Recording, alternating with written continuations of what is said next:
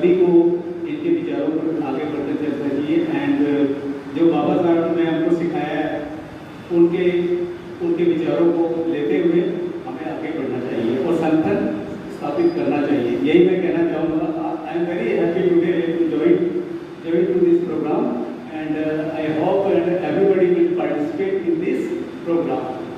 Next. MP Lok Sabha BSP के पहुंचे थे और लोकसभा पहुंचने के बाद में जब कांग्रेस इमरजेंसी के बाद कांग्रेस विकसित हो गई और 1989 में जनता दल की सरकार बनी तो उस सरकार में माननीय साहब को शामिल करने का न्योता मिला कि आप भी आइए और शामिल होइए। तो माननीय साहब ने इनकार कर दिया और कहा मेरी दो बातें आपसे मैं मांग करता हूं जिनको आप पूरा कीजिए। तो उस समय प्रधानमंत्री वीपी सिंह जी, माफी चाहूंगा, वीपी सिंह जी थे। तो उन्होंने दो मांगे की, एक तो बाबा साहब को भारत रत्न दिया जाए और दूसरी मंडल आयोग की रिपोर्ट को लागू किया जाए। वो दोनों बातें वीपी सिंह जी ने माननीय साहब की मान ली और तभी बाबा साहब को 1991 में भारत रत्न दिया गया। यानी पूरे भारत में जिन बाबा साहब के विचारों को कांग्रेस ने तालमेबंद कर दिया था, उन बाबा साहब को फिर से लोगों के घर तक पहुंचा दिया। तो उसकी वजह भी माननीय काशीराम जी भी हैं। आज जो भी बहुजन समाज के व्यक्ति प्रत्येक पार्टी में आज राजनीति का केंद्र बने हुए, आज पार्टियां तत्काल मुख्यमंत्री को बदलकर बहुजन समाज के मुख्यमंत्री को बना रही है, तो वो माननीय काशीराम साहब की विचारधारा की देन। उन्हीं के विचारों को आगे बढ़ाते हुए मैं वरिष्ठ समाज सेवी घनश्याम से अनुरोध करूंगा कि वो आए और माननीय साहब के जीवन पर प्रकाश डालें।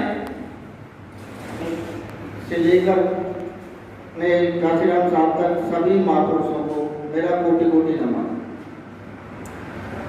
सभी महापुरुषों को बाबा साहब ने स्टडी करके सारे सब कुछ निचोड़ बाबा साहब ने सारी विचारधारा, एक मजबूत विचारधारा को, बहुत ही स्ट्रॉन्ग विचारधारा को जन्म दिया। सारा सभी महापुरुषों की जीवनियों को पढ़ा, सभी खुद से लेकर के सबको पढ़ करके सबको पूरा निचोड़ जो दिया, उसको एक ही किताब में एनिलेशन ऑफ कास्ट को पढ़ने वाले एक ही रात में 3 बार पढ़ने के बाद उनको सारे महापुरुष और बाबा साहब का जो विचारधारा थी उनके अंदर ऐसी समाई कि वो फूट कर निकलने लगे।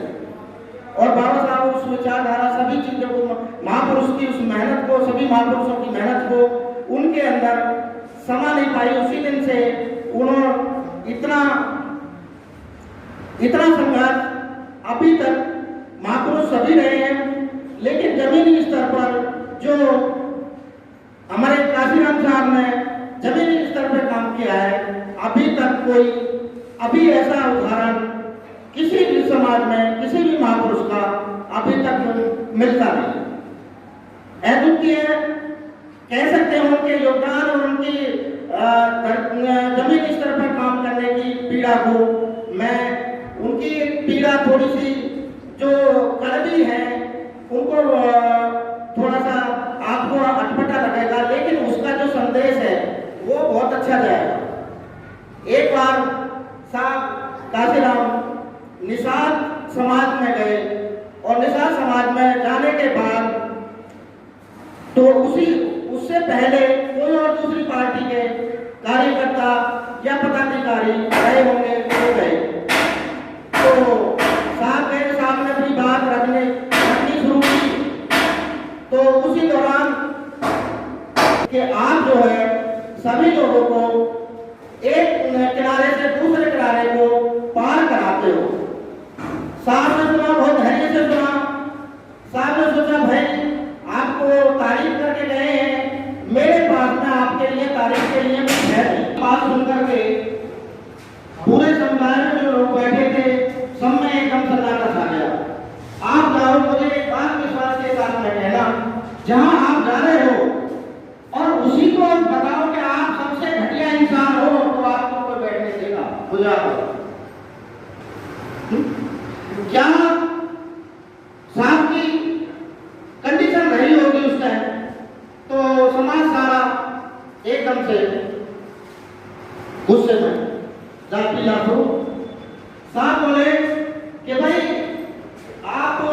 गुस्सा तो जाहिर है आपका, और गुस्सा करना भी चाहिए, मैं भी आपकी जगह होता तो गुस्सा करता। लेकिन आप मुझे बताओ, ये नदी से इस किनारे, नदी से इस किनारे आपके जब कितनी पुश्तें इनको उतारते उतारते जब कितना समय बीत गया, लेकिन ये मुझे जो झोपड़ी नजर आ रही है, इतने काम करने के बाद में भी ये झोपड़ी नजर आ रही है, तो आपसे ज्यादा बुरा आदमी कोई नहीं। वही नौजवान सुन रहे थे, उन्होंने अपने सवाल को कहा कि इनकी बात आप धैर्य से सुने। फिर वही आगे चल के मैं बता देता हूँ, वही बसपा गवर्नमेंट में मंत्री बने, तो उनको जब साहब कह रहे थे कि जब अपनी गाड़ी से उन्होंने बोला, साहब गाड़ी आपके लिए। अच्छा भाई, अच्छा के साथ गाड़ी तुम्हारी है? मैं मेरी तो गाड़ी हो खड़ी, उनकी वो पीएफ वगैरह वही उस टाइम रही हो, उससे आगे चले।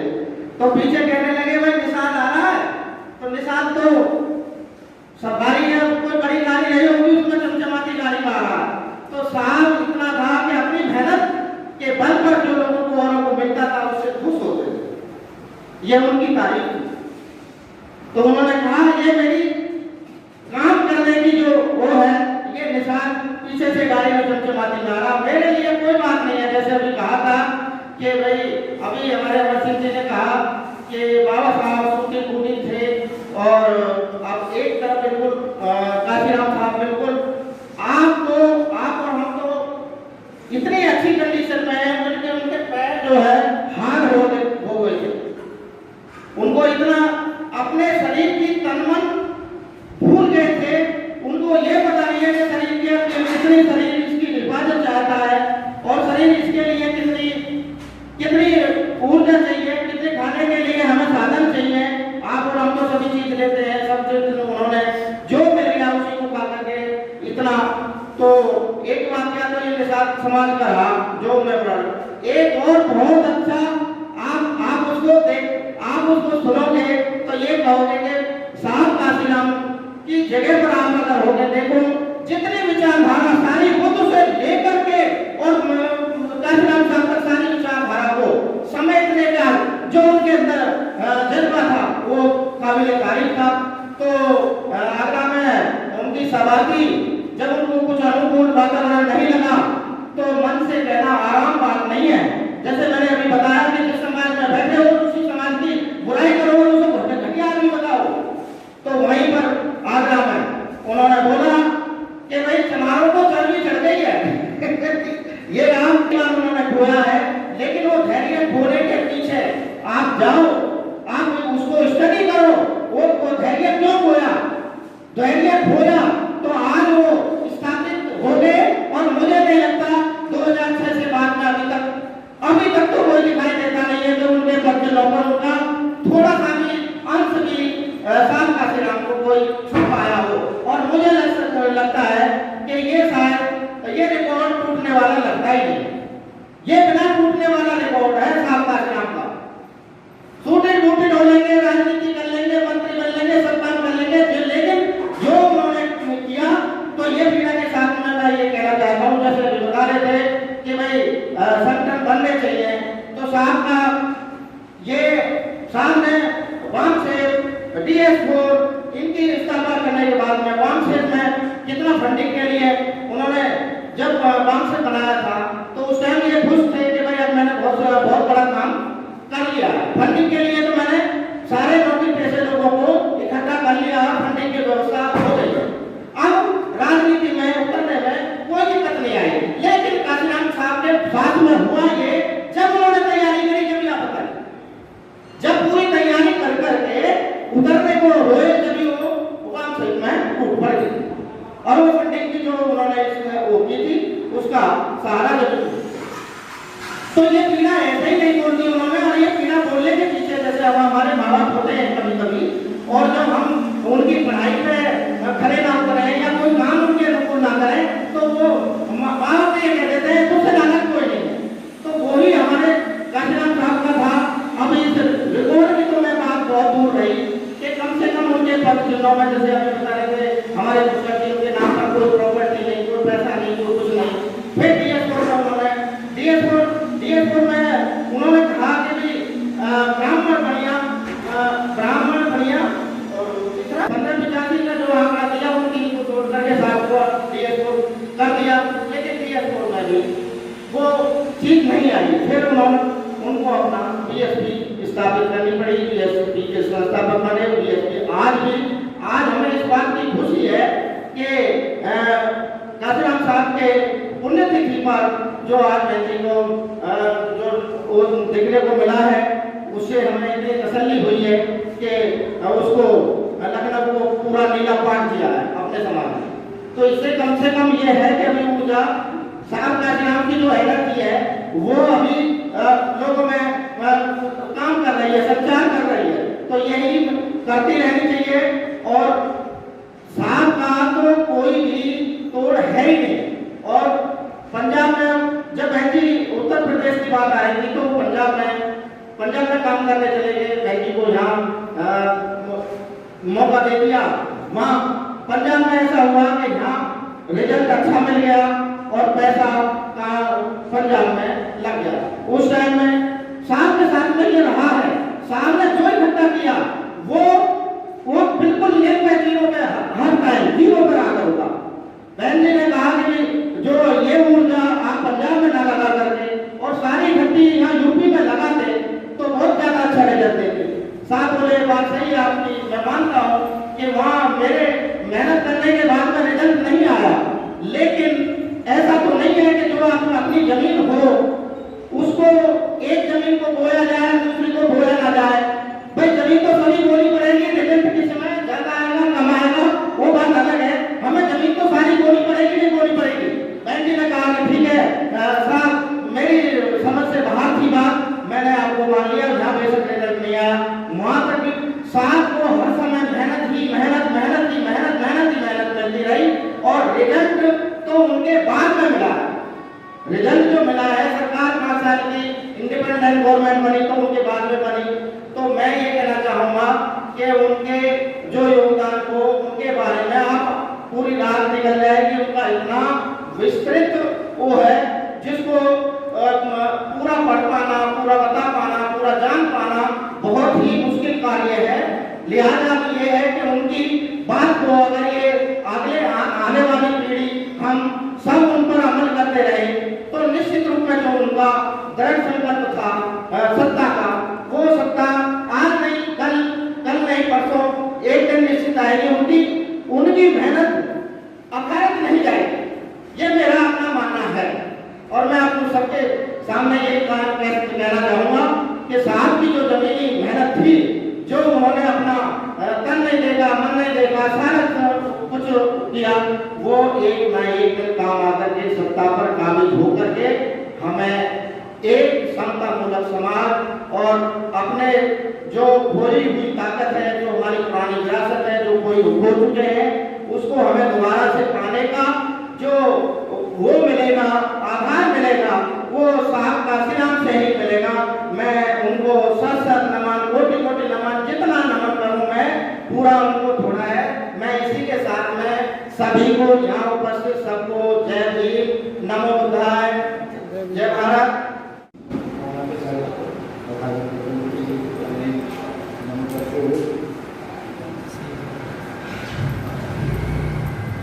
बाबा साहेब नमन करते हुए नमन करते हुए काशीराम साहब जी को नमन करते हुए मैं ज़्यादा इतना जरूर बताऊँ कि काशीराम साहब जी के साथ एक बार किसी मीटिंग में गया हूँ तो सन 90 की बात है। मगर काशीराम साहब जी वहाँ से ऊँट चुनाव से चुनाव लड़ते थे। तो इनकी गाड़ी के पीछे ही मेरी गाड़ी, मैं मेरा लोग बैठा था, ये अगर खुली गाड़ी थी खुली हुई, तो जिसमें कन्याकुमारी से लेके वहाँ तक गए थे, जम्मू कश्मीर से उन्होंने रैली निकाली थी, रथ यात्रा थी। तो वही गाड़ी उसी में वो ऊपर बैठे थे वहाँ से उनके पीछे हमारी गाड़ी। तो उन्होंने एक नारा दे रहे थे कि 85 पर 15 का शासन, तो इन लोग पीछे से खूब चलेगा। वो गलती है। वो कहते 85 का 15 में शासन खूब चलेगा मतलब तो मैं गलती से नहीं चलेगा तो पीछे देखा बात पड़ रहा था तो उसके बाद मैं उनके साथ नरोड़ा गया। नरोड़ा में बहुत सी सारी बातें आपको स्टेट किया था उसी नरोड़ा में तो वहाँ पे जो एक तो बाबा साहब की जो बात है वो हमें हमेशा याद रहेगी। उन्होंने कहा था जो जमीन सरकारी है वो जमीन हमारी है। दूसरा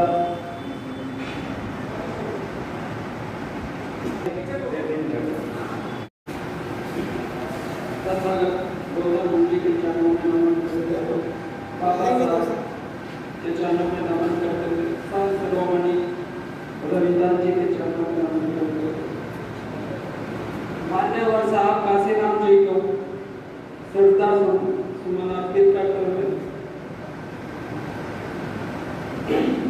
आप सभी को नमो बुद्धाय जय।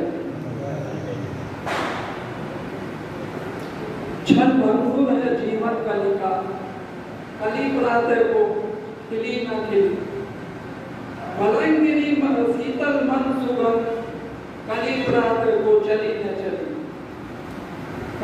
हम सब लोग जितने भी हम यहाँ उपस्थित हैं मान्यवर काशीराम जी को श्रद्धांजलि के लिए देने के लिए इकट्ठा हुए हैं। उसी को हमारा जो ये जीवन है, जो जीवन मिला है हम सबको बड़े पुण्य से और भाग्य से मिला है। इस जीवन को हमें ऐसे ही मार्ग पे चलाना चाहिए जो हमारे सामने मान्यवर काशीराम साहब एक प्रेरणा है, एक मार्गदर्शन है कि हमें कैसा जीवन जीना, हमें कैसे अपने समाज को आगे बढ़ाना है। तो हमें इन्हीं के पद चिन्हों पे चल के आगे कार्य करना है और इन्हीं के कैडर को फॉलो करना है। इसी के साथ देखा जाता नहीं है सियानी से एक भगवत जी है।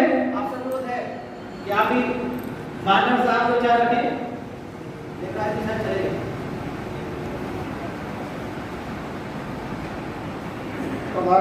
बुद्ध को नमन करते हुए, बाबा साहब के चरणों में नमन करते हुए, के समन साहब काशीराम को नमन करते हुए बहुजन समाज को दी और आगे बढ़ने का साथ दिया। साहब आज 1990 की बात है, मैंने काशीराम की एक रैली में दादरी गया हुआ था, जहाँ बहुत लोग देख रहे थे कि काशीराम कौन है और मायावती कौन है। उस समय मायावती और काशीराम दोनों एक साथ थे। उस मंच की पूरी बात हमने सुनी और बहुत छोटे थे, उस समय साथ में आगे कक्षा में पढ़ते थे।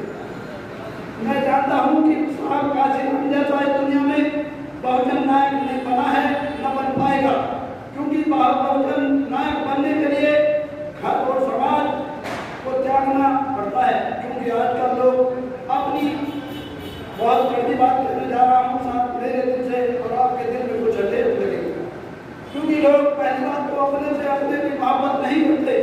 दूसरी बात, बाबा साहब काशीराम के कैडर को कोई कैडर नहीं देने वाला मिलता, चाहे और कोई समाज पार्टी का हो या आजाद पार्टी का हो, कोई कैडर अपनों से करना नहीं चाहता। अगर कोई कैडर करा तो साहब काशीराम ने करा, घर जाकर लोगों को बताया कि बाबा साहब ने हमारे लिए ये करा और तुमको ये करना है। अगर आपको अपना काम आगे बढ़ाना है तो भाई साहब, मेरे भाइयों को बंधुओं, काशीराम के जरिए अगर कैडर करो तो कैडर से क्यों नहीं हमें बनते? क्योंकि आपकी आस्था क्यों टूटते हैं आपके संगठन? क्योंकि आपके मन का कि मैं कार्य निस्वार्थ नहीं करता। जो लोग समाज का कार्य निस्वार्थ करते हैं वो कभी पीछे नहीं रहते, और जो लोग स्वार्थ का कार्य करते हैं वो समाज को तोड़ने और पुण्य का कार्य करते हैं, चाहे मैं क्यों ना हूँ, चाहे मेरे बुजुर्ग हो, चाहे मेरा चाचा हो या पहले बचा हो। अगर जिसको स्वार्थ की बात है वो समाज को कभी नहीं तोड़ सकता, वो समाज को तोड़ेगा। काशीराम जी को ने कभी स्वार्थ की बात करी नहीं, अपने निस्वार्थ से समाज की सेवा करी और बहुजन